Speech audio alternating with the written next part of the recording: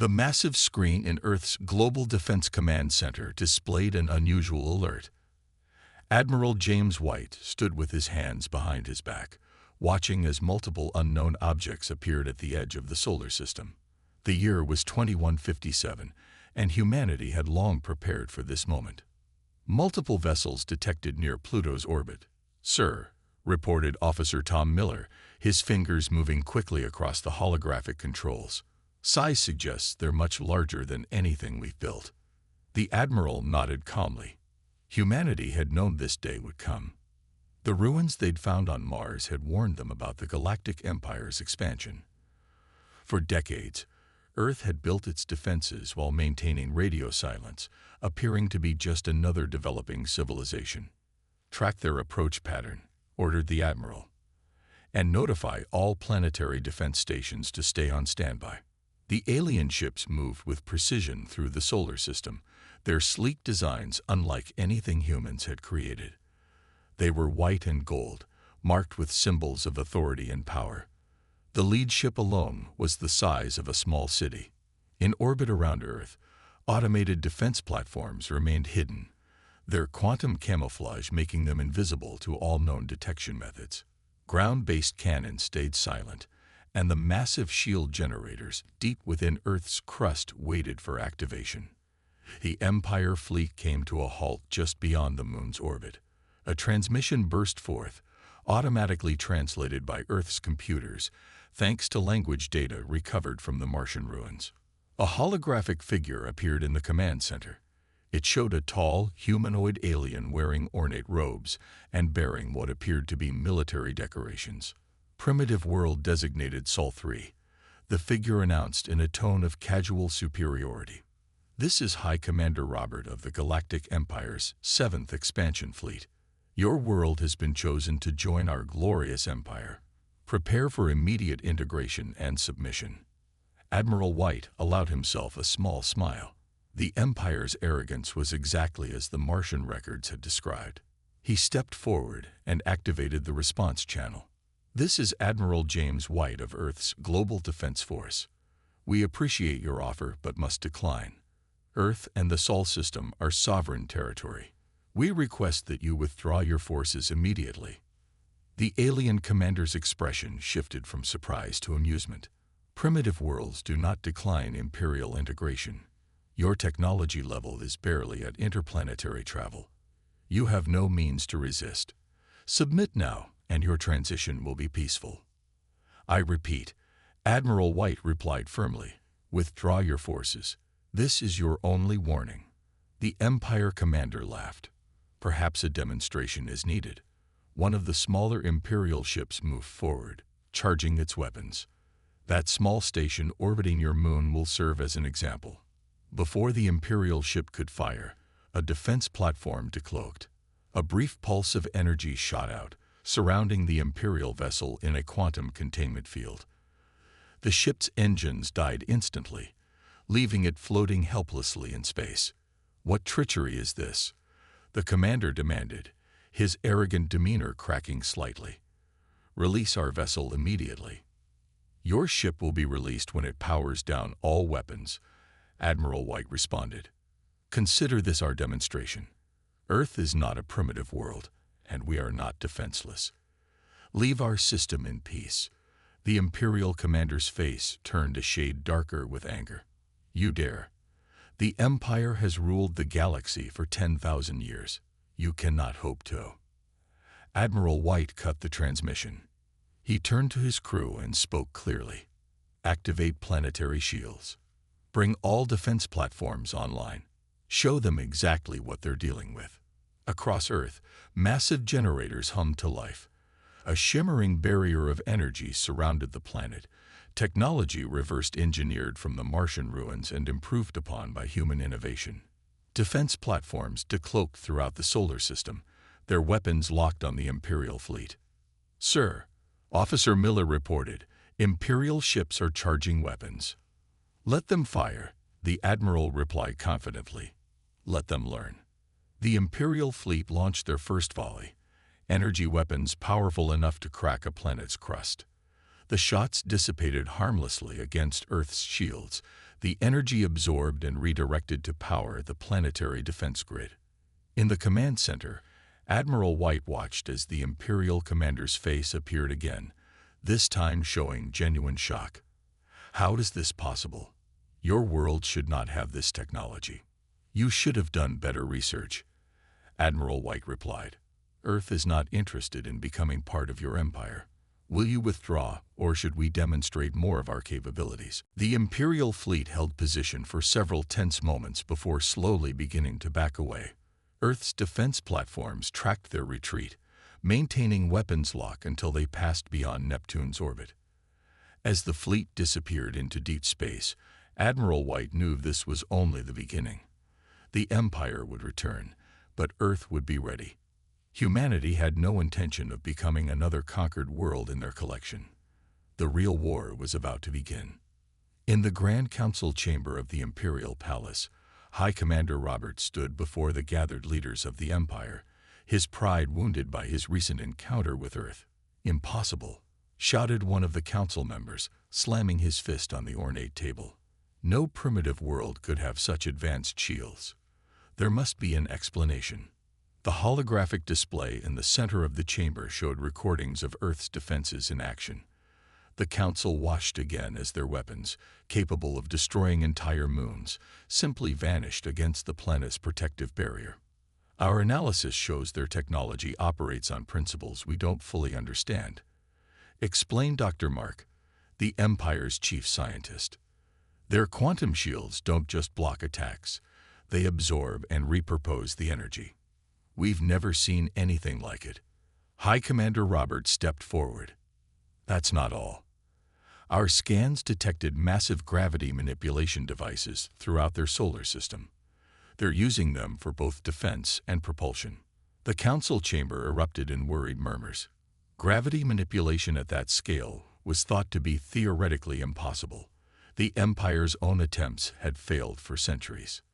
"We intercepted some of their civilian communications," continued Dr. Mark, adjusting the holographic display. "Their people travel between planets using gravity corridors, highways of controlled space-time. They've turned their entire solar system into an interconnected transport network." The Imperial Supreme Leader, who had remained silent until now, raised his hand for quiet. "How did we miss this level of development? Our surveys showed them launching primitive chemical rockets just decades ago." "They fooled us," Robert admitted reluctantly. "They maintained an appearance of normal technological progression, while secretly advancing far beyond our expectations. Our intelligence suggests they found something on their fourth planet, Mars." The holographic display shifted to show images of the red planet. "We detected unusual energy signatures from sealed facilities on Mars. Whatever they found there gave them a significant technological advantage." "Then we must seize these facilities," declared one of the military commanders. "Send in our stealth teams." Dr. Mark shook his head. "We already tried. 3 stealth ships attempted to land on Mars. None returned. The humans have detection systems that render our cloaking technology useless." The Supreme Leader leaned forward, his ancient eyes narrowing. "Show me their weapons." The display changed again, showing footage from the brief confrontation.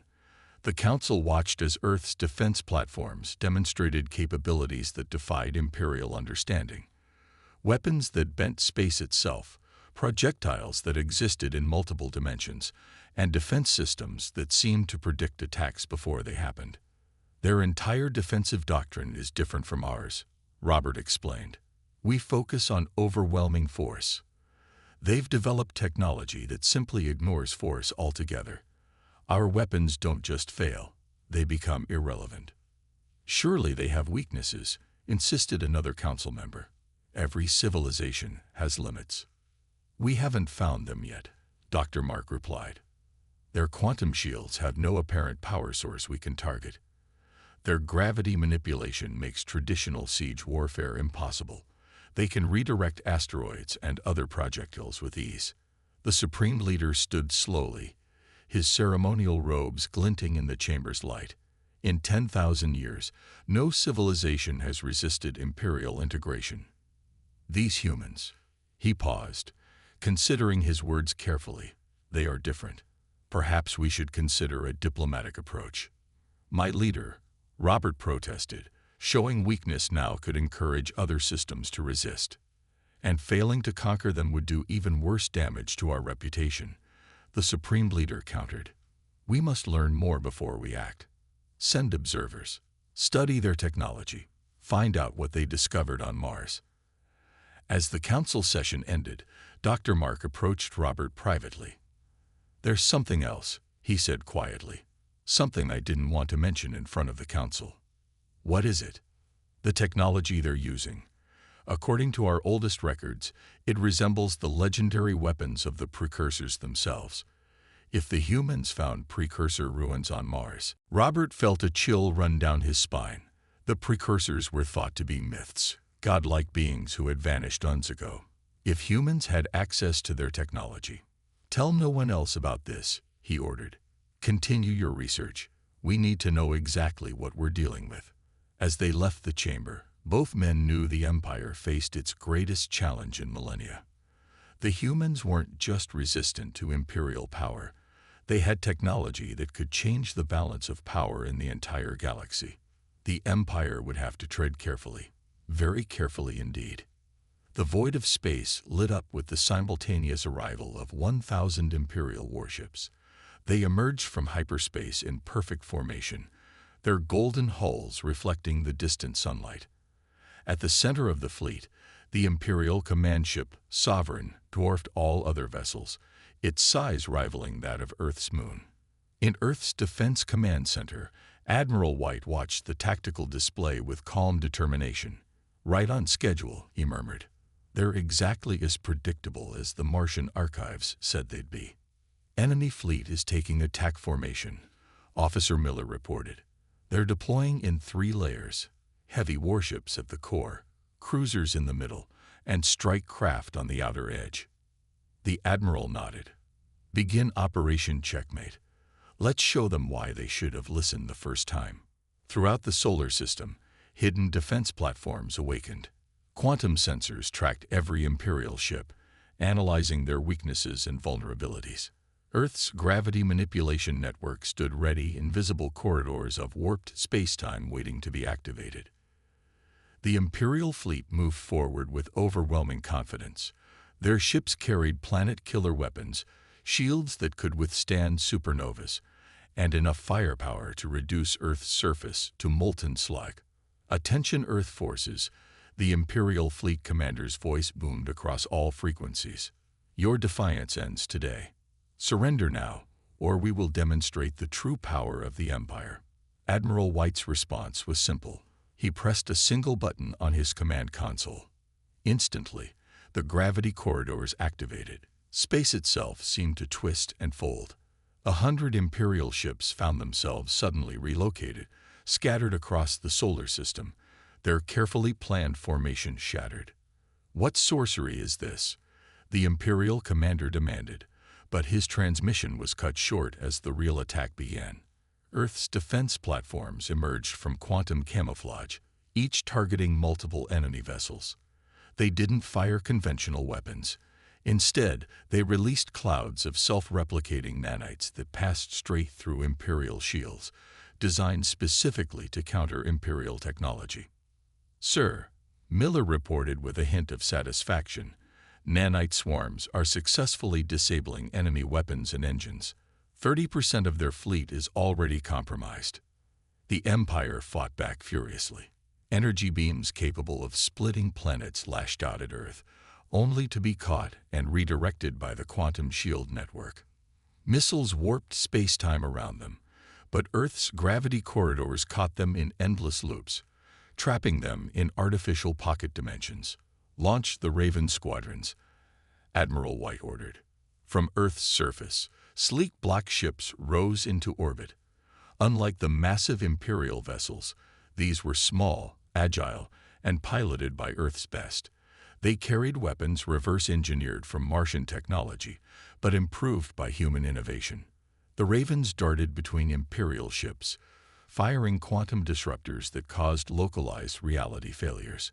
Wherever they struck, Imperial technology simply ceased to function, their advanced systems unable to cope with weapons that operated outside normal physics. Enemy fleet is in disarray, Miller announced. They're losing ships faster than they can regroup. On the main view screen, the Imperial commander's face appeared again, now showing clear panic. This is impossible. No civilization has this level of technology. Who are you people? Admiral White stood tall. We are humanity. We found the legacy of those who came before, and we made it our own. This is your final warning. Leave Earth space and never return. The battle had lasted less than an hour. Of the 1,000 ships that arrived, 300 were completely disabled, floating helplessly in space. Another 400 had been scattered across the solar system, their crews desperately trying to navigate back through the twisted gravity corridors. The rest were retreating, their weapons useless against Earth's defenses. They're running, Miller confirmed. All remaining Imperial ships are jumping to hyperspace. Admiral White watched as the mighty Imperial fleet fled in defeat. He knew this victory would have far-reaching consequences across the galaxy. The Empire's reputation for invincibility was shattered. Send recovery teams to the disabled ships, he ordered. Offer their crews safe passage home, but I want those vessels studied. And get me the President. The Empire will be back, and next time they'll be desperate. We need to prepare. As cleanup operations began, news of the victory spread across Earth. Humanity had faced its first major interstellar battle and emerged triumphant. But in the Admiral's mind, this was just the beginning. The real question was, how would the rest of the galaxy react when they learned that Earth had not just matched, but surpassed the Empire's power? The year was 2089. And the Mars expedition team stood frozen in awe at the entrance of what they'd just discovered. Dr. Alan Parker, the lead archaeologist, ran his gloved hand along the smooth metallic surface that had been hidden beneath millennia of red Martian dust. "Ground control, you need to see this," he said, his voice trembling with excitement. The camera mounted on his helmet transmitted the image back to Earth. A massive door, covered in symbols that seemed to glow with their own inner light. The discovery had been accidental. A routine geological survey had detected an anomaly 200 meters below the Martian surface. What they found would change humanity forever. The structure extends for several kilometers, reported Linda, the team's scanning specialist. And it's still powered. After all this time, it's still running. The team spent weeks documenting everything before attempting to enter the facility. When they finally opened the main door, they found themselves in a vast complex filled with technology beyond their wildest dreams. "It's a research facility," Dr. Parker explained to the United Earth Council 6 months later. He stood in a secure underground chamber on Earth, surrounded by the world's leaders. The precursors, that's what we're calling them. They weren't just advanced. They had mastered the fundamental laws of reality itself. The holographic display showed images from the Martian facility. Laboratories where gravity could be rewritten. Rooms where quantum mechanics was as malleable as clay. Libraries containing the accumulated knowledge of a civilization that had reached heights humanity had never even imagined possible. But here's the most important part, Dr. Parker continued, his expression grave. They left it all for us. Deliberately. They knew we would find it when we were ready. He played a message they had discovered, translated from the precursor language. The hologram showed a being of pure energy, its form barely containable by human perception. To those who find this facility, the message began, "We offer you a choice. Our civilization reached the pinnacle of possible achievement. We evolved beyond physical form. But we leave behind this gift of knowledge for those who will follow. Use it wisely. The Empire comes, as it always has, seeking to control and dominate. We give you the tools to resist." The council chamber erupted in discussion. Questions flew rapidly. How long will it take to understand this technology? Can we defend ourselves? Should we tell the public? Dr. Parker raised his hands for silence.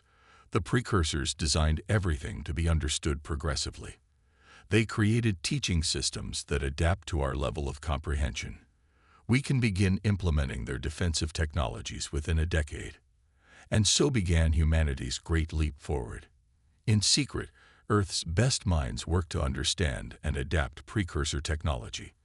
They built the quantum shield network, developed gravity manipulation systems, and created weapons that could counter anything the Empire might bring. The precursors warned us to be subtle. Dr. Parker told his team as they worked. The Empire must not suspect our true capabilities until it's too late for them to stop us. Years passed. Earth maintained a careful facade of normal technological progress while building its real defenses in secret. They launched chemical rockets while testing gravity drives in hidden facilities. They sent primitive satellites into orbit while constructing quantum-cloaked defense platforms. Now, in 2157, Dr. Parker stood in his laboratory beneath the Martian surface, watching the battle against the Empire unfold through quantum viewing screens. Though aged, his eyes still held the same excitement they had when he first discovered this place. "They never suspected," he said to his assistant, watching Imperial ships flee from Earth's defenses. "The Empire thought they were the height of technological achievement. They never imagined that the precursors had reached levels they couldn't even comprehend." On another screen, he could see Imperial research vessels trying desperately to scan Earth's defensive systems, unable to understand how they worked. The Empire's scientists would drive themselves mad trying to explain technology that operated on principles they had never even theorized. "Should we reveal the truth?" his assistant asked. "Tell them about the precursors." Dr. Parker shook his head. "Not yet. The precursors warned us there would be 3 tests. This was only the first. The Empire will return, and when they do, they'll be ready for what we showed them today. But they won't be ready for what else we found in these ruins." He turned to look at the vast complex stretching out around them, still holding secrets that humanity was only beginning to understand. The real battle for Earth's future was just beginning. The Imperial Palace was in chaos. For the first time in 10,000 years, the Empire's Grand Council couldn't reach a decision. The massive circular chamber, usually a place of order and ceremony, had devolved into heated arguments between the Empire's most powerful leaders. "We must gather every fleet we have," shouted General Paul, his face red with anger. "Crush these humans with overwhelming force before other worlds learn of our defeat, and lose more ships to their defenses," countered Admiral John, who had analyzed all the battle data. "We lost 1,000 of our best vessels in less than an hour. Our weapons are useless against their technology." The Supreme Leader sat silently on his throne, watching the debate unfold. Around the chamber, holographic displays showed scenes from the failed invasion. Imperial ships scattered by impossible gravity fields, weapons absorbed by quantum shields, and the strange black ravens that seemed to ignore the laws of physics. "The Trade Federation is already feeling the effects," reported Trade Minister David, his voice worried. 3 systems have delayed their tribute payments. They're waiting to see if Earth will protect them from us. More voices joined the chaos. Some counselors demanded immediate retaliation. Others suggested peaceful contact to learn Earth's secrets. A few even whispered about the possibility that humanity had found precursor technology, though none dared say it loudly. In the midst of the argument, a quiet voice cut through the noise. "My leaders, if I may speak." All eyes turned to Master William, the Empire's oldest scientist. He hadn't attended a council meeting in decades. "These humans," he continued, moving slowly to the center of the chamber, "they aren't just resistant to our power. They represent a fundamental challenge to everything we believe. Our empire is based on the idea that we possess the galaxy's most advanced technology. That belief is now broken." The chamber fell silent. Master William activated a holographic display, showing Earth's defensive systems. "Look at how they fight. They don't try to overpower us. They simply make our power irrelevant. We fire planet-killing weapons, and they turn that energy into fuel. We send 1,000 ships, and they twist space itself to scatter them." Then what do you suggest? The Supreme Leader finally spoke, his ancient voice carrying across the chamber. How does the Empire respond to this threat? Before Master William could answer, the chamber's doors burst open. Imperial Intelligence Director Harry rushed in, his usually calm demeanor shattered. "My leaders, we have a crisis," he announced. "The Centauri systems are in open revolt. They've requested Earth's protection and technology. 3 other sectors are preparing to do the same." The council erupted again. The Empire's worst fear was becoming reality. Their defeat at Earth was inspiring rebellion across the galaxy.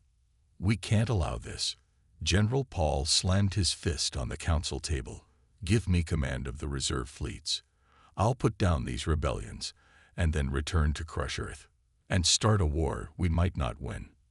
Admiral John countered. "A war that could tear the Empire apart." The Supreme Leader raised his hand for silence. All eyes turned to him as he stood, his ceremonial robes gleaming. "We have ruled the galaxy through power and fear for 10,000 years, he said slowly. Perhaps it is time for a different approach." "My leader, you can't mean to surrender to these humans," General Paul protested.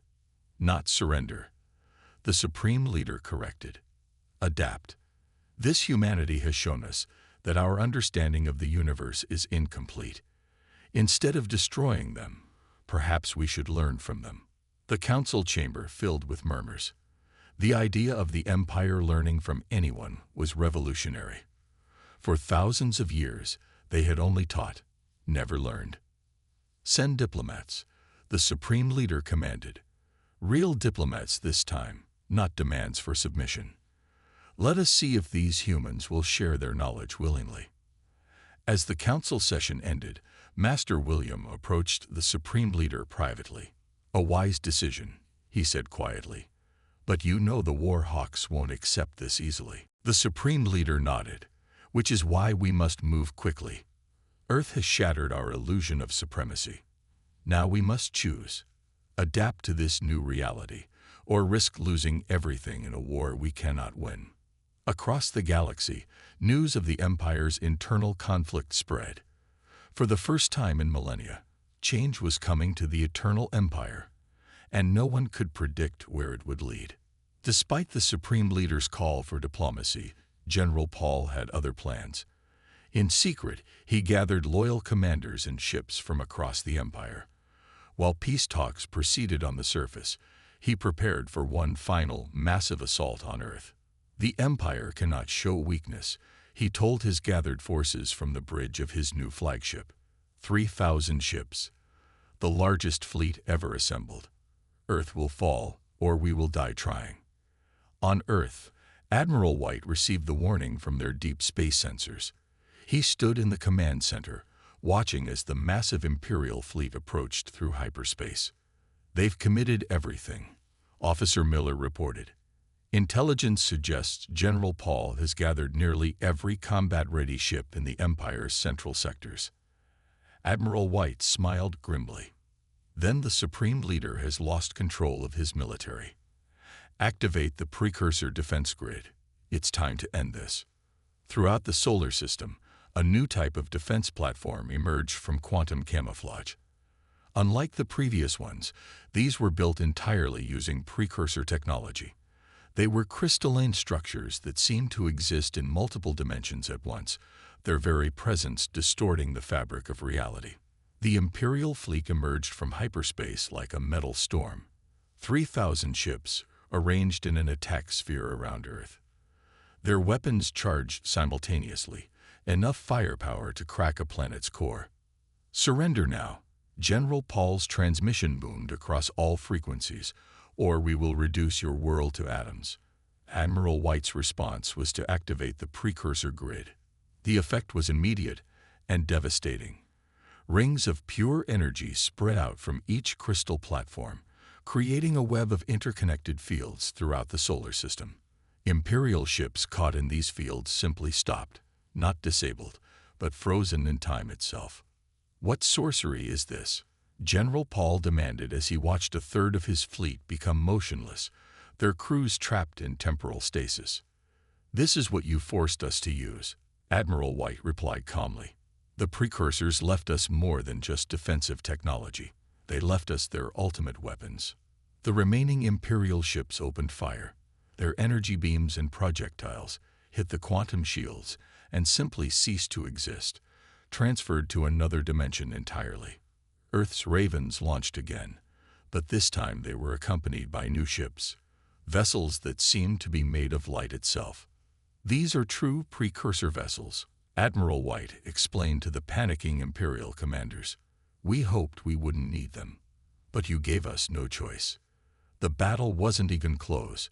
The precursor ships moved through Imperial defenses like they weren't there. Wherever they passed, Imperial technology simply shut down, unable to function in the wake of technology millions of years more advanced. From across the galaxy, other civilizations watched through their long-range sensors. They saw the mighty Empire's greatest fleet reduced to floating hulks in less than 30 minutes. They saw weapons and defenses that defied their understanding of physics. They saw the Empire's power broken completely. General Paul's flagship was the last to fall. As his systems failed around him, he received one final transmission from Admiral White. "You never understood what the precursors taught us. They didn't just give us technology. They showed us that power isn't about destruction. It's about understanding the universe itself. Your empire is built on fear. Ours is built on knowledge." The battle ended with over 2,000 Imperial ships captured intact, their crews unharmed but thoroughly defeated. The remaining ships fled, carrying news of the defeat to every corner of the galaxy. In the aftermath, Admiral White sent a message to the Supreme Leader. "Your general forced our hand. We had to reveal capabilities we wanted to keep hidden. Now we offer you a choice. Continue this path of destruction, or join us in learning what the precursors tried to teach all of us." As the message was transmitted, Officer Miller approached the Admiral. "Sir, we're receiving transmissions from 40 different star systems. They're all requesting protection and alliance with Earth." Admiral White nodded. The galaxy was changing, just as the precursors had predicted. The age of the Empire was over. Something new was about to begin. "Send them all the same response," he ordered. "Tell them Earth is ready to share what we've learned, not as conquerors, but as teachers, the way the precursors intended." The Empire's final push had failed, and with it the old order of the galaxy crumbled. A new era was dawning, with Earth at its center. 1 year after the Empire's final defeat, Earth had become the center of a new galactic order. The massive chamber of the newly formed Galactic Council bore little resemblance to the old Imperial Palace. Here, representatives from hundreds of worlds sat as equals, their voices carrying equal weight in discussions about the future. Admiral White, now serving as Earth's representative, stood before them all. "Today marks the first anniversary of what many call the Liberation," he began. "But we didn't fight to replace one empire with another. We fought to share knowledge that was meant for all sentient beings." The chamber's holographic displays showed images from across the galaxy. Former Imperial worlds now hosted learning centers where humans taught the basics of precursor technology. The old Imperial trade routes had been replaced by a network of gravity corridors, allowing free movement between systems. "The precursors left their legacy for everyone," Admiral White continued. "They believed that only by sharing knowledge could galactic civilization advance. The Empire hoarded power. We choose to share it." In the chamber sat the former Supreme Leader, no longer wearing his imperial robes but dressed simply like any other representative. He stood to speak. "For 10,000 years, we thought we were the height of achievement," he admitted. "Earth showed us how wrong we were. By working together, we've accomplished more in 1 year than the Empire did in centuries." The changes were visible everywhere. The quantum shields that once protected only Earth now guarded dozens of worlds. The Ravens had been redesigned as rescue vessels, helping ships in distress. Former Imperial scientists worked alongside human researchers, unlocking new secrets from the Martian archives. "But our greatest discovery wasn't technology," Admiral White said, activating a new holographic display. In the deepest part of the Martian facility, we found the precursors' final message. They didn't leave because they died out. They evolved. They still exist, watching, waiting to see if we're ready to join them. The chamber erupted in excited discussion. The idea that the legendary precursors still existed somewhere changed everything. It meant all their achievements, all their advanced technology, was just the beginning. The coordinates they left point to the galactic core, he explained. But they were clear.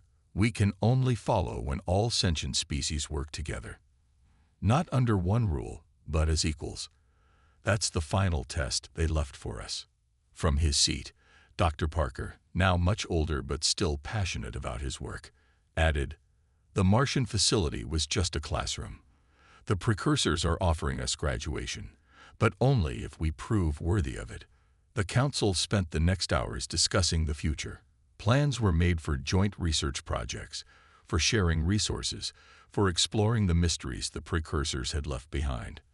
The former empire's worlds were fully integrated into the new alliance, their people finally free to pursue their own paths. There will be challenges, Admiral White concluded. Change never comes easily, but look how far we've come in just 1 year. Imagine where we could be in 10 or 100. As the session ended, Officer Miller, now a senior coordinator, approached with news. "Sir, we've detected unusual energy readings from the galactic core. It matches precursor signatures." Admiral White smiled. "They're watching, testing us, making sure we use their gifts wisely." Across the galaxy, ships that once carried Imperial flags now bore the symbol of the new Galactic Alliance. The massive warships were being converted into exploration vessels and research platforms. Where the Empire had built weapons, the Alliance built schools and hospitals. In orbit around Earth, construction had begun on a massive station, a symbol of the new era. Built using both human and precursor technology, it would serve as a neutral meeting ground for all species, a place where knowledge could be freely shared. The Empire thought power came from control, Admiral White told his old friend Dr. Parker as they watched the construction from Earth's surface. The precursors taught us that real power comes from working together, from understanding not just technology, but each other. As night fell over Earth, lights from the new station shone like a second moon in the sky. Across the galaxy, billions of beings looked up at their own skies, no longer in fear of Imperial ships, but in hope of a future filled with possibilities. The age of empires was over. The age of discovery had begun, and somewhere, in the heart of the galaxy, the precursors watched and waited.